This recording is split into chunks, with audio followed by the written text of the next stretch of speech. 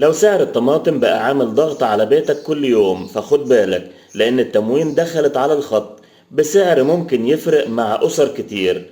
السؤال المهم، هل الطرح ده في كل مكان ولا مجرد كلام؟ الصورة وضحت. وزارة التموين بدأت من أول 6/2026 طرح الطماطم في المجمعات الاستهلاكية وفروع الشركات التابعة بسعر 15 جنيه للكيلو على مستوى الجمهورية، وده ضمن محاولة لتخفيف الحمل على المواطنين ومواجهة تقلبات الأسعار في السوق. والقصة مش طماطم بس، الوزارة مستمرة كمان في طرح اللحوم الطازجة والمجمدة والسلع الأساسية، وفي حملات رقابية على الأسواق والمخابز ومنافذ السلع عشان الأسعار المعلنة تتنفذ وما يبقاش في تلاعب.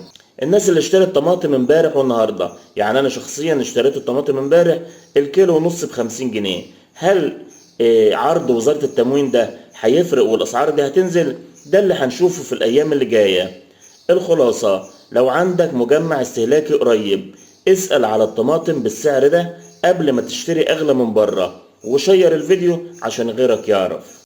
لو عندك سفر قريب أو بتجهز عقد عمل، اوعى تسيب جواز السفر لآخر لحظة، لأن ورقة ناقصة أو رقم غلط ممكن يوقفك ويعطلك السفر كله. المهم تختار الجواز العادي ولا الجواز المستعجل؟ الإجابة على حسب ميعاد سفرك. العادي مناسب لو عندك وقت وتكلفته أقل، أما المستعجل فده للحالات القريبة في السفر، سواء السلام خلال يومين أو حتى في نفس اليوم حسب المتاح. اللي لازم تجهزه من دلوقتي: بطاقة رقم قومي وتكون سريع، صور شخصية حديثة بخلفية بيضاء، موقف التجنيد للذكور طبعا، والمؤهل الدراسي لو مش مكتوب في بطاقتك الشخصية، وكمان قسيمة الجواز لو عاوز تثبت اسم الزوج أو الزوجة في الجواز. وبالنسبة للأطفال مطلوب شهادات ميلاد مميكنة.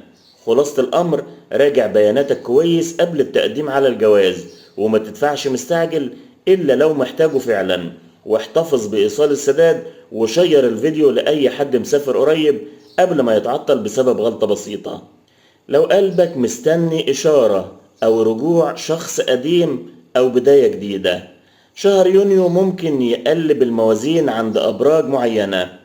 والسؤال المهم، مين أكتر أبراج عندها فرصة حقيقية في الحب في الشهر ده؟ وقبل ما أقولك التفاصيل، الأبراج دي نقدر نقول عليها كذب المنجمون ولو صدفوا، لكن في ناس بتهتم بأخبارها وبتحب تعرف الجديد. في المقدمة، برج السرطان عنده طاقة عاطفية قوية وفرصة تقارب أو صلح أو اهتمام جديد، بس بشرط يبعد عن الحساسية الزيادة. أما بقى برج الأسد داخل بقوة خصوصا في النص التاني من الشهر، ثقة أعلى وجاذبية أوضح وفرصة ترجع الشغف من جديد. أما الجدي فالموضوع عنده مش مجرد إعجاب، ممكن يفكر بجدية في ارتباط أو علاقة ليها مستقبل. القصة مش بس كده، ده الثور والقوس والميزان عندهم دفء وفرص اجتماعية. الجوزاء والعذراء قدامهم بدايات هادية أو عودة كلام قديم.